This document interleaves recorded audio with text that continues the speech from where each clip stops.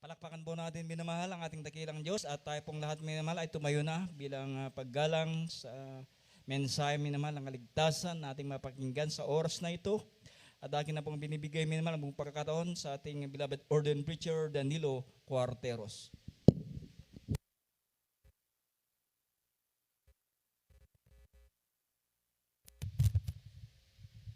Praise the Lord. God bless you, Brother Raymond Passion. Itaas po ang ating mga kamay, minamahal. Tayo po'y magkasama na lang sa ating pinakamamahal na Panginoon. Hallelujah. O dakilang mga Diyos na makapangyarihan sa lahat, aming pinakamamahal na Panginoong Hesus, sa pangunat dalangin yung hinirang huling propeta sa lahat ng mga bansa, aming kagalang-galang at minamahal na Pastor Wildy Estrada Almeida, sa oras na ito, sa aking pong pagdadala ng banal mensahe, ikaw mahal po yung magbigay sa akin ng karunungan at maglangis. Buksan mo, Diyos, sa paunawa ang bawat isa, hipuin mo, mahal pa yung kanilang mga puso. At sa iyong dakilang pangalan aking sinasaway, hallelujah, demonyo ng hadlang at pagkailangan lumaya sa aming kalagitnaan. In Jesus' name. Hallelujah, hallelujah. Praise the Lord. Everybody say, praise the Lord. Palakpakan po natin ating mahal na Panginoon, minamahal. Una-una, ang pinakamataas na pagpupuri, pagluwalhati, pagdakila, pagsamba ay sa ating pinakamamahal na Panginoong Hesu Kristo lamang. And we give double respect and honor to the man of God, our beloved humble evangelist, Pastor Wildy Estrada Almeida, and we cherish the blessed memories and teachings of our beloved Robol Assistant Pastor Linus Almeida. Sa inyong lahat, minamahal mga kapatiran dito po sa Kawayan City, Isabela, sa ating pong mga viewers, sa ating pong live streaming sa GMCIM Kawayan. Hallelujah. Mga baguhan, datihan, magandang gabi na po sa lahat. Palakpakan natin ng ating mahal na Panginoon. Everybody say, praise the Lord. Ang Biblia, minamahal, ay nagsasabi, minamahal, na lahat na lumapit sa malapinoon ay mayroon pong kaligtasan, at ang kaligtasan na yan ay hindi lang po noon, kundi kasama na ngayon at sa hinaharap. Amen. So in the context of the Bible, salvation means deliverance from all the power and effects of sin, and it has past, present, and future aspects. So yung effects of sin, no? Ano bang epekto ng kasalanan? Nung nagkasala ang tao, minamahal, pumasok po ang kamatayan. So bago mamatay ang tao, magkaroon po siya ng karamdaman. Amen. Or siya po ay tatanda hanggang siya po ay manghina. So yun po yung effects of sin. Pero may pangako ang mahal na Panginoon, minamahal, na pag ikaw ay magbalik loob sa Diyos, makamtan mo yung kaligtasan, kagalingan, at buhay na walang hanggan. Amen. So mayroon pong tinatawag na salvation by grace through faith. So ang kaligtasan sa pamagitan ng grasya sa pamagitan ng pananampalataya. Amen. So a person can do nothing to save himself. So wala po tayong magagawa para iligtas ang ating sarili. Kahit ano pong gagawin natin. Na? Edukasyon, philosophy, good works, religion, ano pa. Basta lahat na yan, minamahal, mga paraan ng tao ay hindi po yan magdudulot ng kaligtasan. Only, sabi dito, minamahal, through faith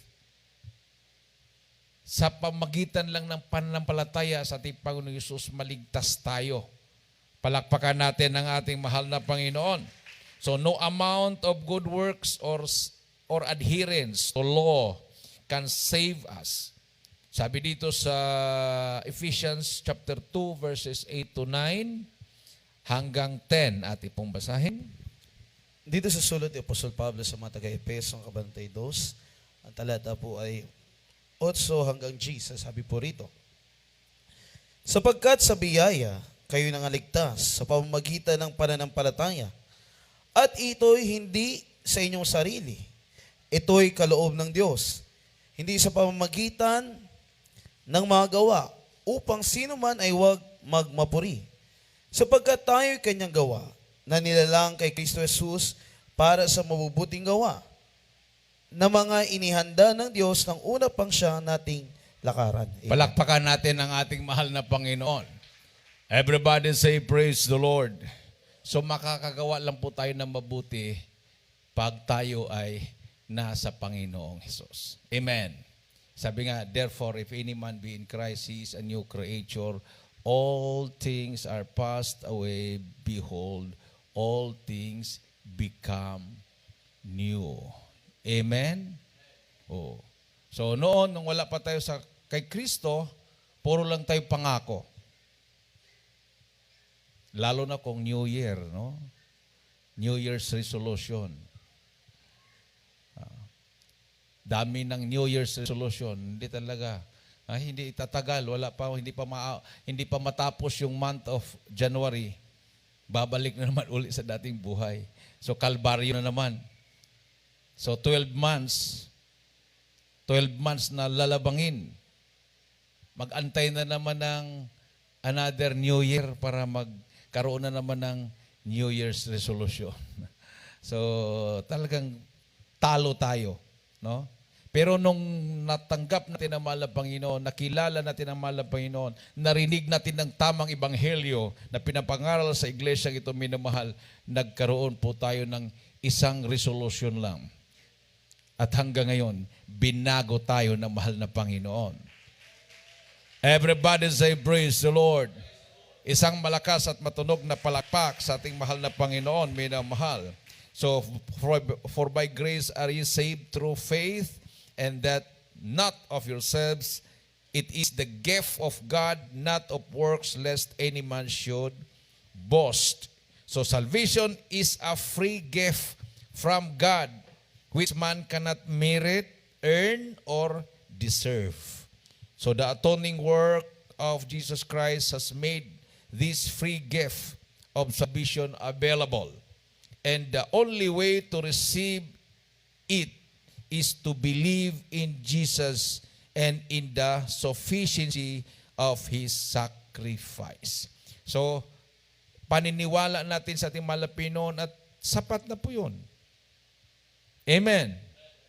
Palakpakan natin ang ating Diyos na buhay. Romans chapter 3, verses 24 to 28. Ating pong basahin. At chapter 4, verse 22 to 25. Dito sa mga taga-Roma, sulat ni Apostol Pablo sa mga taga-Roma, 3:24 hanggang 28, sabi rito. Palibhasa'y inaring ganap na walang bayad ng kanyang biyaya sa pamamagitan ng pagtubos na nasa kay Kristo Jesus, na siya'y inilagay ng Diyos na maging pagpalubag loob sa pamamagitan ng pananampalataya sa kanyang dugo upang maipakilala ang kanyang katwiran dahil sa hindi pagpansin sa mga kasalanan na nagawa ng nagdaang panahon sa pagpapahinuhod ng Diyos. 26, sa pagpapakilala ay aking sinabi ng kanyang katwiran sa panahong kasalukuyan upang siya'y maging ganap at taga-aring ganap na may pananampalataya kay Kristo.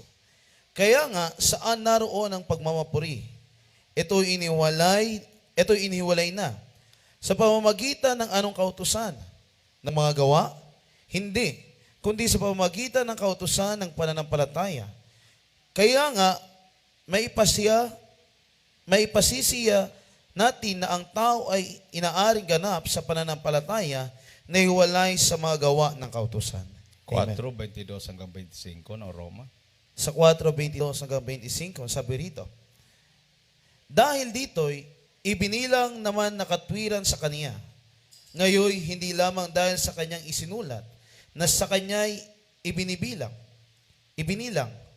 kundi dahil din naman sa atin, ay ibibilang sa ating mga nagsisampalataya sa kanya na bumuhay na mamuguli sa mga patay, kay Jesus na ating Panginoon, na ibinigay dahil sa ating mga kasuwayan at binuhay na mamuli sa ikaaring ganap natin. Amen. Palakpakan natin ang ating mahal na Panginoon, minamahal.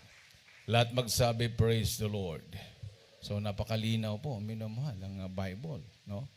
So para hindi po tayo maligaw, kailangan talaga tayo magbabasa ng Bible palagi.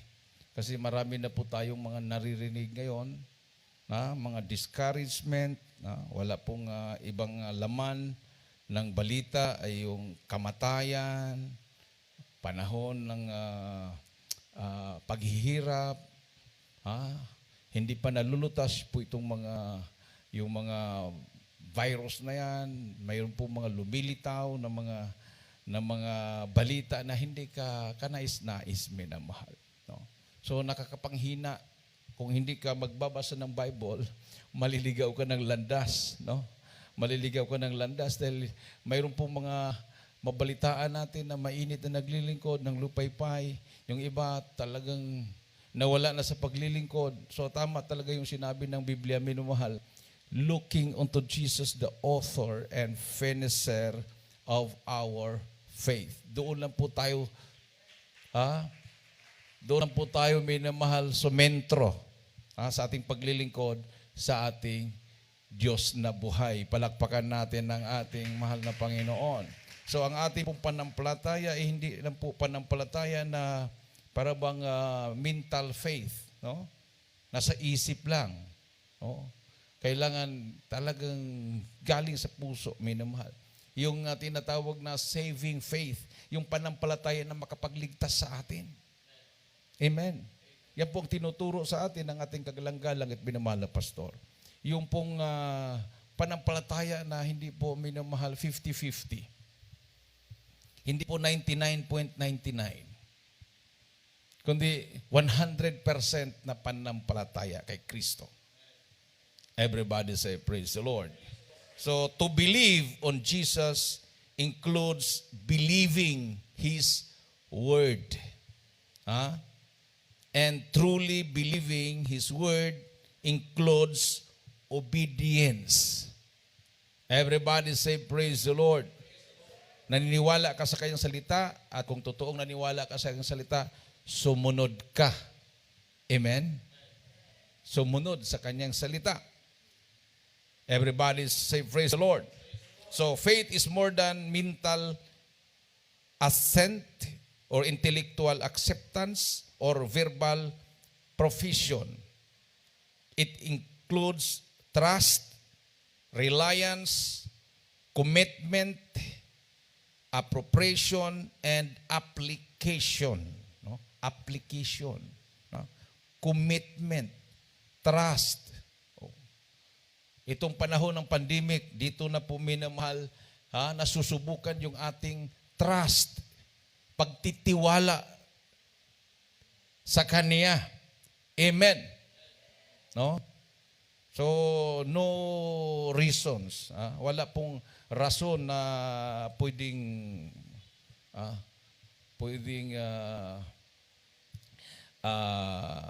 gamitin natin. Parang sabi niya, nasa Diyos ang awa, nasa tao ang gawa. Yun ang a common reason. Nasa Diyos ang awa, nasa tao ang gawa. So kailangan gawin natin ito dahil ito'y nararapat. No? Kaya, palusot lang yon. Pero yung trust talaga na yung naranasan natin, bago natin nakilala malapit noon, ang karamihan sa atin, tinanggihan na ng doktor, wala nang pag-asa sa medisina. Kung may problema man, talagang pabalik-balik na yung problema, wala nang kalutasan. O may bisyo, Kahit anong gawin, wala talagang pagbabago. Nung nagkaroon po tayo ng pagtitiwala, nandito tayo, lahat na yan inalis ng mahal na Panginoon. Everybody say, praise the Lord. Palakpakan natin ng ating Diyos na buhay minamahal.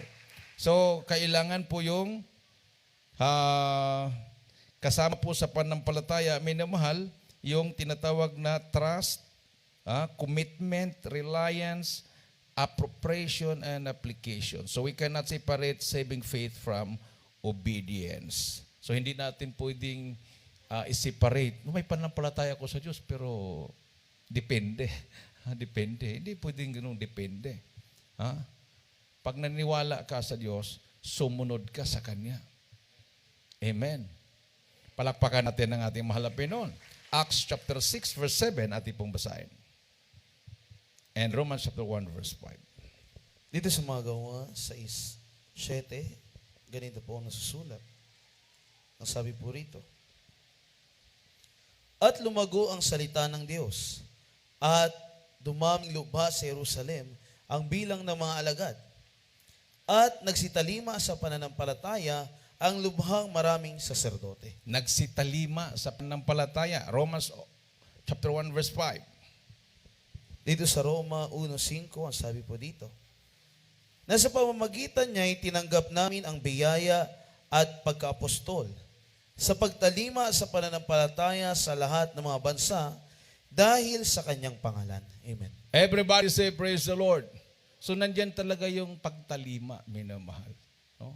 Ano bang pagtalima sa Ingles? Obedience. No?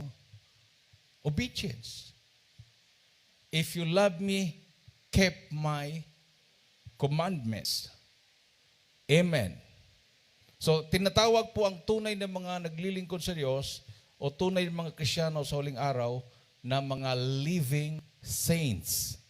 Mga buhay na mga santo at mga santa. So sa ating kinagis ng reliyon, wala na po yung buhay na santo-santa. Maging santo ka lang at santa pag mamatay ka. Amen. At may kailangan pa approval sa Batikan yan. Pagdibatihan pa yan. No? Kasi ang nakilala po nating santo at mga santa ay mga sila Apostol Pedro, si Apostol Pablo, lahat ng mga unang Kristiyano noong unang panahon. Sa kapanahunan ngayon, mamatay ka muna. Tapos mayroong magpetisyon sa iyo na santa ka o santo ka.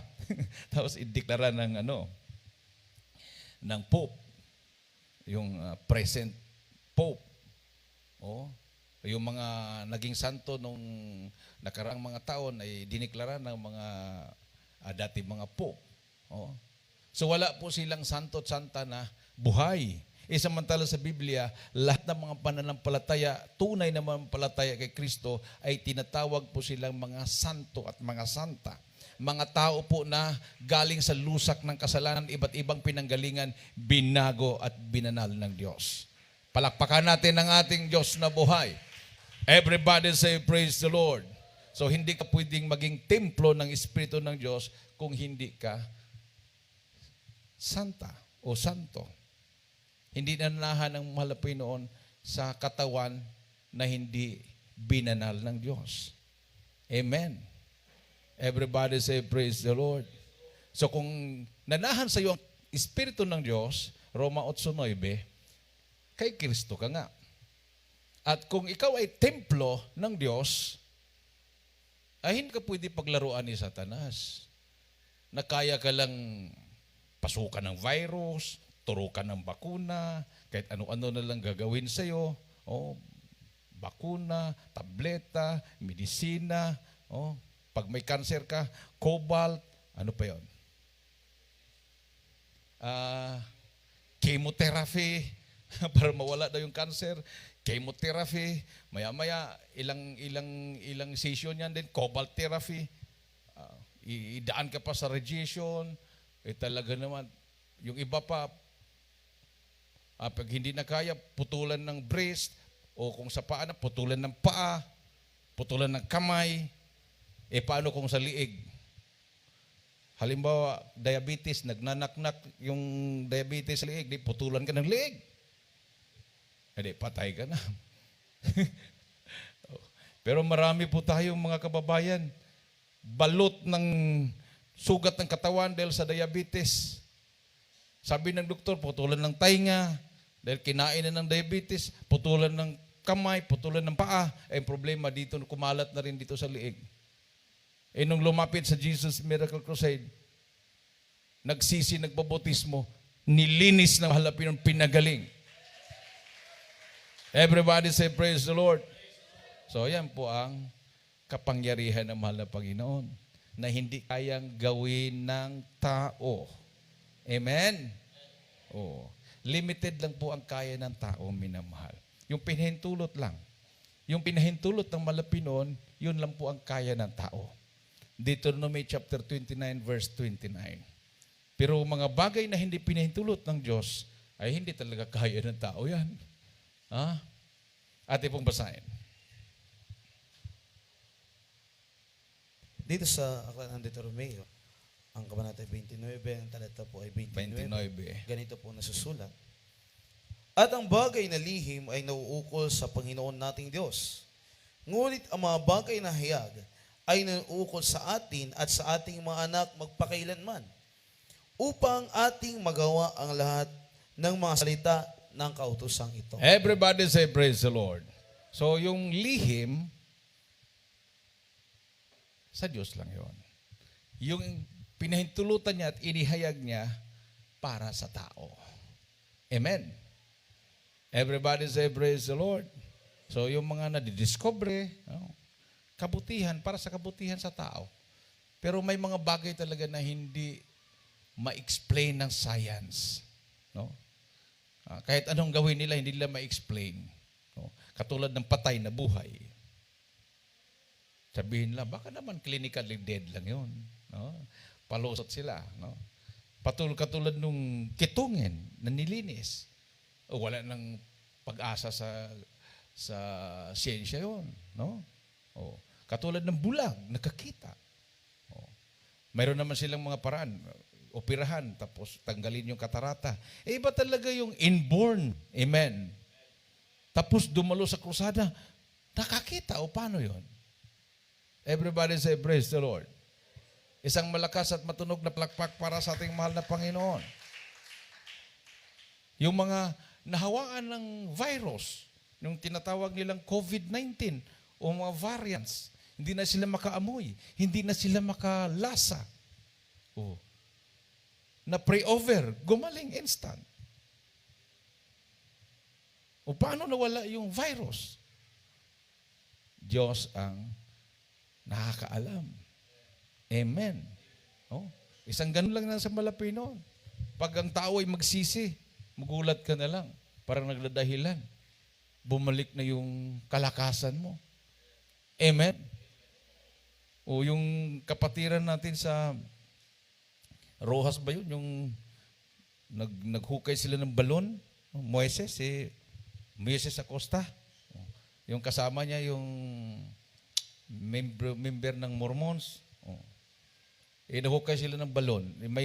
Yung balon na yun, mayroon ng nakalagay na bricks, nakaikot. Kasi lumang balon yun, hinukay nila, nilaliman. May hinahanap sila, ayan ko kung anong hinahanap nila. Mayroon yata nakapagsabi na mayroon yatang hinulog na kayamanan doon, hinukay nila. Sabi ng isa, kasama niya, delikado tayo dito, nakaikot yung mga bricks. Kahit nga hollow block, guguho, ito pa kayo, mga bricks. Wala namang bakal. Sabi naman ng Brother Moises Acosta, diyan natin makikita kung sino ang buhay ang Diyos. Pag matabunan tayo, sino ang mag-survive? Sabi nung kasama niya, bakit kung matabunan tayo, sigurado ka bang mabuhay ka? Patay tayong dalawa Abang hinukay nila, gumuho nga. Ilang oras pa ba ako na kita na tatabunan na pala sila. So, hinukay. So, nabalita na. Nabomboradyo na sa Tugigaraw. Tinawag na sa Maynila. Natabunan. Si Papa natabunan. Tapos nung nakuha, balot ng putik. Isa, ganun din. Sabi nung mga sa Manila, pinapa-pre-over na namin ang picture ng tatay natin sa mga pastor. So, antay lang tayo ng resulta sa prayer. Dalhin nyo sa hospital si tatay. Ipatay na eh. Dalhin lang nyo sa hospital. Mag-antay lang kayo. Dila sa hospital. Ayaw nang tanggapin. Kaya lang pinilit. Dahil pinapre-over sa Maynila, abangan kung anong resulta. O dinala. Natabunan alas 10 ng umaga. Nahukay alas 3. Dila sa hospital. Inobserbahan mga ilang oras. Pagka alas 10 ng gabi, ayon kay Brother Moises, nakausap ko, bigla daw siya nagising. Paggising niya, nagtaka siya, saan ako? Ba't may nagbabantay? Ba't na may nagbabantay? Tapos dumungaw siya doon sa bintana, nandoon yung nagbabantay din ng mga may sakit doon sa labas ng bintana. Siya, alam ng mga pasyente, alam ng mga nagbabantay doon, napatay na talaga siya. Nandoon, nakahiga, no? Sa morgue, sa morgue. Dumungaw siya sa bintana, nakita siya ng mga nandoon sa labas. Nagtakbuhan yung mga nandoon sa labas. Nabalita, pati doon sa buong hospital. So sabi niya sa nagbantay, alis na tayo. So, hindi tayo pwede alis dito. May babayaran tayo. O sige, bayaran natin. May dala kayong pera dyan. Mayroon. O sige, punta tayo sa counter. Pagdating lang sa counter, alas 10 ng gabi, pagdating sa counter, wala nang tao. Tagtakbuhan. Wala nang iwan. Imaginin mo naman yung patay sa morgue, bumangon. Takbuhan. Hindi, umuwi sila libre. Palakpakan natin yung mahal na Panginoon. Minamahal. Tapos umuwi siya doon sa bahay na doon naghukay. So, yung bahay na yon na hinukay nila na balon, malapit sa elementary school. Kwento niya, pagising niya sa umaga, doon siya nakaupo sa waiting shed. Sa harapan ng school. Nagtataka siya, yung mga estudyante, pagdating, biglang babalik. Yung nagsakay ng tricycle, mga teacher, pagbaba, biglang babalik sa tricycle, balik uwi. Yung pala natakot dahil nakita siya. Nakita siya nakaupo sa waiting shed.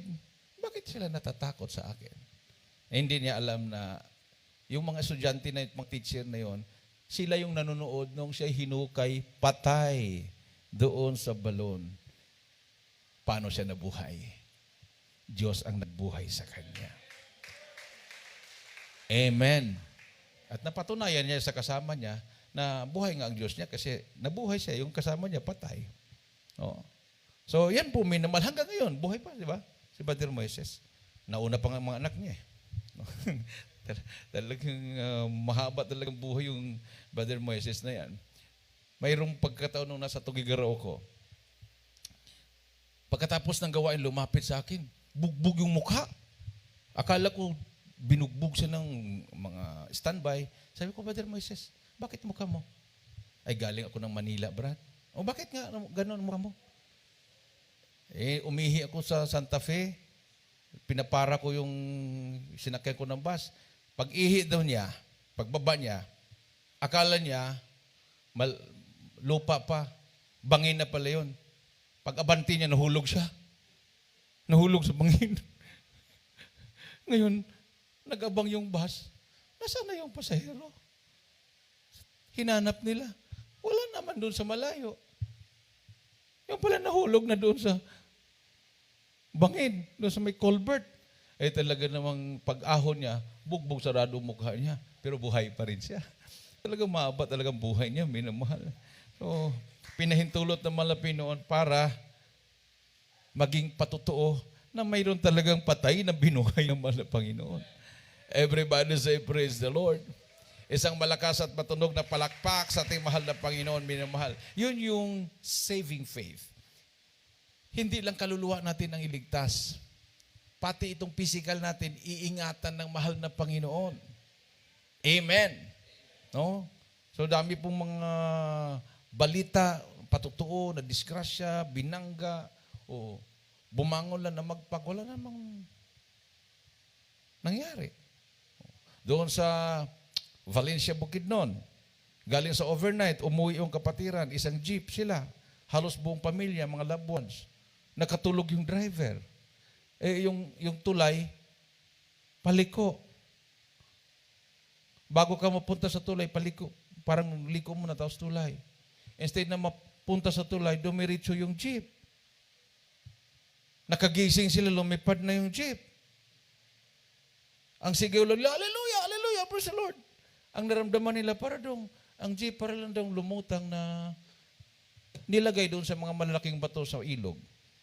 Tapos, labasan sila. Akyat sila sa highway. Nakita ng mga tao. Huminto yung mga tao, nakita yung jeep. Patay! Sabi nila. Kasi marami nang nahulog doon, patay lahat. Sabi nila, hindi po kami patay, buhay po kami lahat. Buhay po kami. Everybody say, praise the Lord. Isang malakas at matunog na palakpak sa ating mahal na Panginoon, minamahal. So, hindi po pinapabayaan ng Malapinoon ang kanyang mga anak. Amen? Amen. Hallelujah. Sabi dito, minamahal, faith is alive only through response and actions. Buhay ang panampalataya sa pamagitan ng response and actions ng mananampalataya. James chapter 2 verses 14 to 26. Mahaba-haba po ito, mahal na babasahin. Basahin lang po natin. Santiago 2:14 hanggang 26. Dito sa sulat ni Santiago, kabanatay 2, ang talatay 14 hanggang 26. Ganito po ang nasusulat.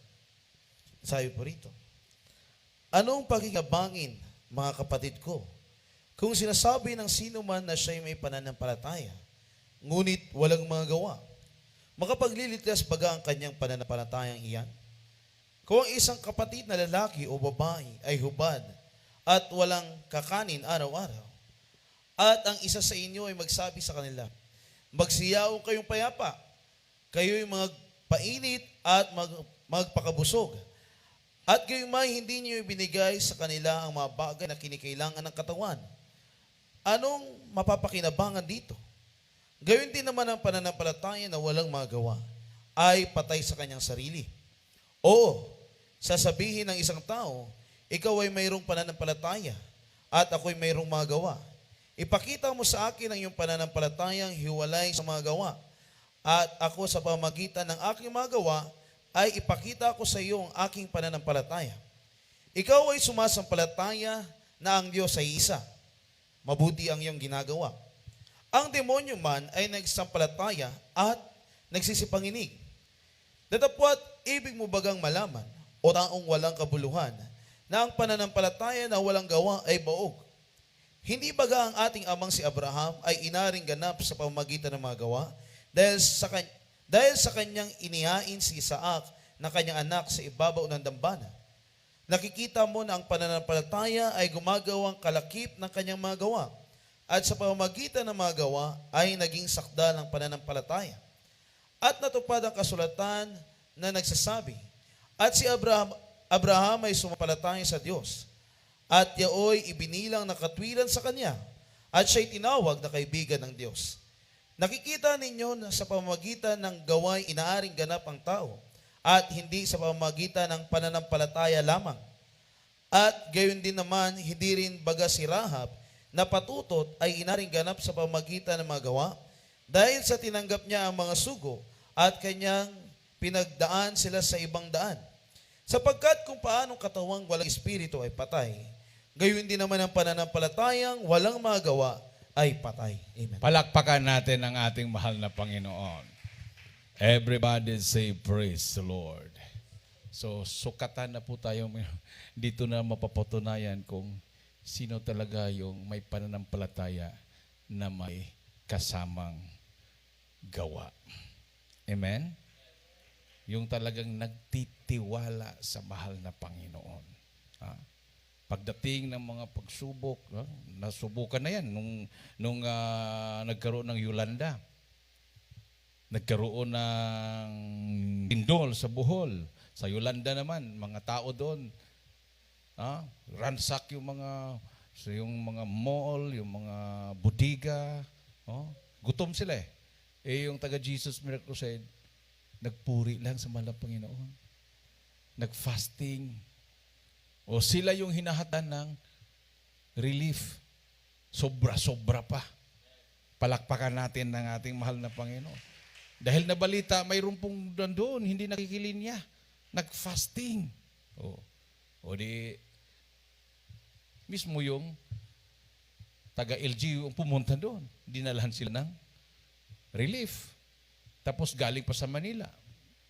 Mga beloved children ng mga pastor. Ilang sasakyan yung pumunta doon, minamahal. Yung may van na puno ng relief. Yung truck, yung close van. Sinuplayan sila doon. Doon naman sa Bohol, nabalita yung tsunami after ng earthquake. Tsunami. Si Brother, yung tumatayo sa Valencia, Nonoy, isang fisherman, isang mangingisda. Nung sinabing may tsunami, ano bang pumasok sa puso niya, minamahaw sa isip niya? Sinakyan niya yung bangka niya, pumunta siya sa laut ng isda. Sabi ng mga kapitbahay, yung mga kapitbahay niya, akyat doon sa bundok, malapit sa dagat, may bundok doon, para at least kung pagdating ng tsunami, hindi sila maabot. Siya, sumakay sa bangka, nag-isa, pumunta sa laut. Pumunta sa dagat, sa malayo. Sabi niya, mahal na Panginoon, patunayan mo sa kanila, buhay ka. Kasi pinagtatawanan siya. Pagpupunta na sa gawain, pinagtatawanan, yung mga siraulo yun, na yun, nililibak. O di, pinatunayan niya. Takot sila lahat. Siya pumunta sa dagat. Nagpuri siya doon. Wala namang tsunami. Pag uwi pa niya, may dala pa siya isda. Palakpakan natin ating mahal na Panginoon. Nagtakbuhan na lahat. Nanagat siya. So, karabing, kumbaga, ni-reverse niya yung, kinuntra niya yung panampalataya ng mga tao. Nagwangwang na yung, mga pulis, bilis kasi after ng earthquake, tsunami. Punta siya sa laut. Sino naman ang hahabol sa kanya doon? Hahabol siya doon at pilitin siyang umakyat sa bundok. Napatunayan. After nung lindol na yon, pag makita siya ng makapitbahay niya nakayuko, hiyang-hiya. Hiyang-hiya. Sabi niya, totoo talaga ang Diyos mo. Palakpakan natin ang mahal na Panginoon. So pag hindi mo tayuan yung panampalataya mo, hindi malulugod ang Diyos sa'yo. Amen? Everybody say, praise the Lord. So anong gagawin? Pag hindi malugod ang Diyos sa'yo, ibig sabihin, nung una ka lang mainit, nakalanas ka ng himala, pagdating ng panahon, nang laylo ka, halimbawa, pagdating sa paghuhukom, sabihin mo, mahal na Panginoon, mainit naman ko noon eh. Naglihans ako ng may sakit, gumaling. Dami akong nagawa. Oo nga, totoo yun. Kaya lang, sa huling araw ng paglilingkod mo, na-backslide ka. Amen. Tumalikod ka sa akin. Hindi na kita nakilala. Di ba? Masakla po yun, minamahal. So, last verses. Obedience to God's word is absolutely necessary to salvation. Sabi dito, minamahal, it is possible to have an initial degree of faith in Christ and still not be saved if there is not complete acceptance, commitment, and obedience. So, posible na mayroon kang panampalataya kay Kristo and still not be saved. Hindi ka pa rin maliligtas if there is not complete acceptance, complete, commitment and obedience. last verses, Matthew chapter 7, verse 21 to 23. Ating po mga instrumentalists and singers, basahin po natin, pakinggan po natin ang mainam. Dito sa Ebanghelyo ni Mateo, kabanata 7, ang talatay 21 hanggang 23, ang sabi po rito, hindi ang bawat nagsasabi sa akin, Panginoon, Panginoon, ay papasok sa kaharian ng langit, kundi ang gumaganap ng kalooban ng aking Ama na nasa langit. Marami ang magsasabi sa akin sa araw na iyon, Panginoon, Panginoon, hindi baga nagsipanghula kami sa iyong pangalan? At sa pangalan mo'y nangagpalayas kami ng demonyo? At sa pangalan mo'y nagsigawa kami ng maraming gawang makapangyarihan? At kung magagayo ipapahayag sa kanila, kailanman hindi ko kayo nakikilala. Magsilayo kayo sa akin, kayong manggagawa ng katampalasanan. Everybody say, praise the Lord. Palakpakan natin ng malakas na palakpak ating mahal na Panginoon. Minamahal. So hindi nalulugod ang malapi noon, pagtatalikod tayo. Amen? Pag naglalaylo tayo, minamahal. No? So, marami na po nakaranas niyan. Sising-sisi talaga sila. Kung mayroong nagpaparating sa akin, sa abroad, karamihan sa kanila may matataas ang posisyon. Sinabihan lang na pag hindi kayo magpabako, natanggal sa trabaho, wala na, talikod na kaagad. Hindi pa naman tinanggal. Yung iba, hindi nagpabakuna. Sila nataranta kaagad, nataranta ba? Kasi siyempre, sa laki pa naman ng posisyon, sa laki ng sahod,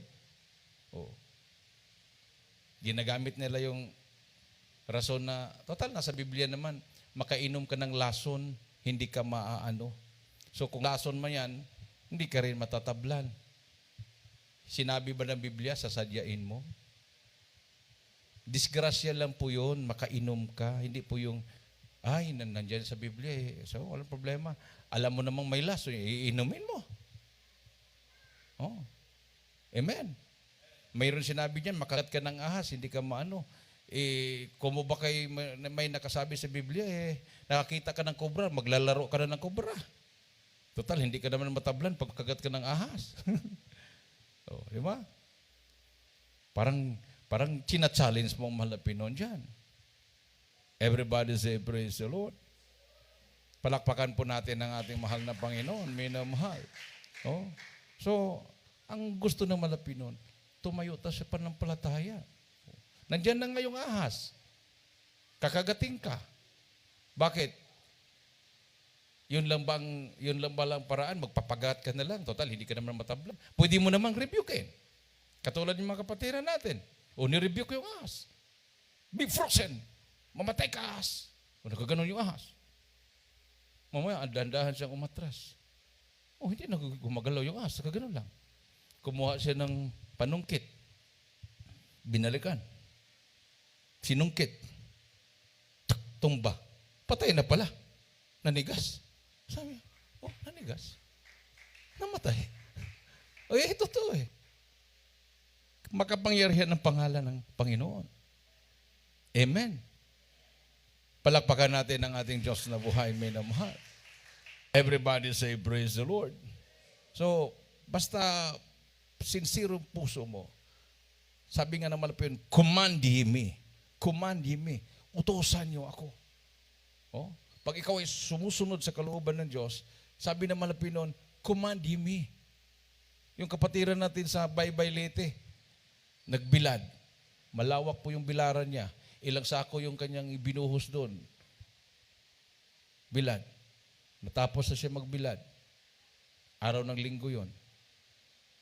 Pagtingin niya doon sa bundok ng Visayas State College of Agriculture, pababa na yung itim na ulap.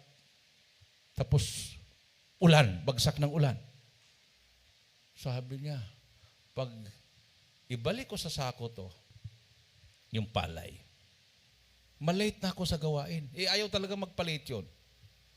Gusto talaga niya maabutan yung MC, o basta makapapuris talaga siya, joyful, talagang tumatalon-talon yun, tapos pag solim, nakaluhod yun, iyak yun. Ginawa niya, sabi niya, mahal na Panginoon, bahala ka na sa palay ko. Bantayan mo, dadalo mo na ako. Huwag mo namang takpan yung ng ulap ng langit, mahal na Panginoon, para matuyo yung aking bagong aning palay. Bahala ka na. Oh, bihis siya. Dalo. Pagdating sa gawain, wala naman siya kinuwento. Baka prayer ba? Wala. Basta puri siya. Bagsak nag-ulan sa chapel. Wala, hindi niya inisip. Ang nasa isip niya, binantayan ng Diyos yung kanyang palay. Na samantala, pag maulanan yun, pag uwi niya, wala na siyang madat ng palay kasi dinadaanan ng baha yun. Dinadaanan ng malakas na tubig yung bilaran niya. Natapos, umpisa alas 7, natapos alas 12, diretso, nagbisikleta siya. Uwi, lakas ng ulan. Uwi, pagdating doon sa kalang barangay, walang ulan. Walang ulan. Doon sa unahan, umulan. Bilis siya. Sinako niya yung kanyang palay. Hanggang naipasok niya sa bahay niya yung palay, yung pinakalas na sako, bumagsak yung malakas na ulan, maya-maya bumaha, talagang baha talaga na, sabi niya, kung naabutan yung aking palay ng baha, ubos lahat. Ubos. Bumalik siya doon sa chapel, nagpatuto, Brad, totoo ang Diyos. Totoo ang Diyos. Bakit? Bakit po? Yung binilad ko kanina, pinabantayan ko naman, pinantayan niya. Nadatnan ko, may araw pa. Tapos, naisako ko, biglang bumagsak yung ulan. Nasave ko yung palay ko. Ganon. Tapos sabi niya, Brad, nakasalubong ko yung pastor namin. Kausapin ka raw. Hindi naman niya sinabi na makipagdebate. Sabi niya, kausapin ka. Kasi nung nakita siya, saan ka punta? Kasi yung umaga na yon, saan ka punta? Hindi ka na dumadal sa atin Nandito lang yung chapel natin Lumalampas ka na. Sa Jesus Miracle Crusade ako ngayon, pastor. Sabi niya, ano yung laman ng bag mo? Bible. Patingin. Tiningnan. May English, may Bisaya na Bible. Padalawa-dalawa ka pa ng Bible Hindi ka naman marunong magbasa.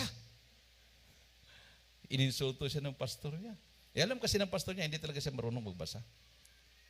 Padala-dala ka pa ng English, Bisaya na Bible, hindi ka naman marunong magbasa. Ano namang natutunan mo doon sa Jesus Miracle Crusade? Ba't ka lumipat doon? Sabi niya, Acts 2:38, pastor. Acts 2:38. Ano yon? Ikaw na magbasa, pastor. Alam mo namang hindi ako marunong magbasa. Kaya papuntahin mo na lang yung ano bang tawag niyan? Preacher, papuntahin mo dito. Magdebate kami. Hindi pumunta ako. Hindi ko naman alam na debate ang hanap. Pagdating ko doon, dumating yung pastor. Brad, ikaw ba yung preacher ni ano? Kasi bimbro namin to, matagal na namin bimbro to Oo nga, sabi ko. Hindi na ako paligoy-ligoy, Brad. Isang tanong, isang sagot. Sabi kasi niya, Acts 2:38 daw nalalaman niya doon sa inyo. So, sino ba ang susundin natin? Si Kristo? Sa Matthew 28:19, bautismo sa pangalan ng Ama, Anak, Espiritu Santo, or si Pedro sa Acts 2:38. Isang tanong, isang sagot. Sabi ko naman sa kanya, Pastor, pwede bang ang sagot ko ay tanong din? Pwede, sabi niya. Ang tanong ko, sumuway ba si Pedro at ibang mga apostoles sa utos ni Kristo? Nag-isip ng matagal na pag-iisip. Hindi nakasagot kaagad. Tapos sabi niya sa akin, hindi na tayo magdebate, Brad. Bautismuhan mo na ako. Tinuro yung ilog. Bautismuhan mo na ako. Ade, punta na ako sa ilog hanggang tuhod. Sabi ko, dito na, pastor. Ayaw ko dyan. Doon ako sa gitna, yung nagragasa na tubig. Bakit, pastor? Kasi ang kahinaan ko, pabalik-balik. Gusto ko maanod ang kahinaan ko. Kasi pag dito, pabalik-balik, stagnant ang tubig Doon ako sa gitna, Brad, para paglubog, anod ang kasalanan. Sakripisyo to Pati ako nahirapan. Siyempre, ang lakas ng agos ng tubig, doon sa gitna talaga. So, pray muna kami sa tabi. Tapos dinala ko sa gitna. I baptize you in in the name of Jesus Christ for the remission of your sins, and you shall receive the gift of the Holy Ghost sabay lubog in Jesus name. Binitawan ko din ang bigat-bigat eh. Naanod ang kasalanan, pati siya anod, minamahal. Pati siya naanod. Mabuti, marunong lumangoy. Pagdating doon sa baba, malalim, langoy-langoy siya. Oh, praise the Lord, praise the Lord. Eh, bakit, Pastor? Sigurado ako, anod na ang aking kasalanan. Tapos, umahon, tuwang-tuwa. Doon niya naranasan, binago na nga ang buhay niya. Matagal siyang pastor sa Trinitarian, magaling lang sa salita, walang gawa. Everybody say, praise the Lord. So, yan ang sinasabi ng Bible. Panampalataya kasama ang mabuting gawa dahil babaguhin ka ng Diyos na buhay. Amen? Awitan po natin ating mahal na Panginoon, minamahal. So, yan po ang kailangan ngayon. Ito ang kailangan ng lahat po natin mga kababayan. Pananampalataya na totoong may Diyos na mag-iingat sa atin. Ha? Hindi yung magrarally-rally doon sa Maynila, hindi mag-face mask dahil against sila sa bakuna, against sila sa COVID. So anong kasiguruhan na iligtas sila? Wala naman silang Diyos. Hindi naman sila baptized in the name of Jesus Christ.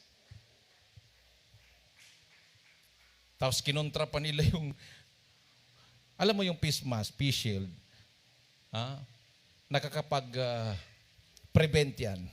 Ay papasok ka sa ICU, di ba, mag-face mask ka para hindi ka makahawa doon sa may sakit. O kung yung may sakit doon nakakahawa, hindi ka rin mahawa. So naka-PPE ka pa nga eh. No?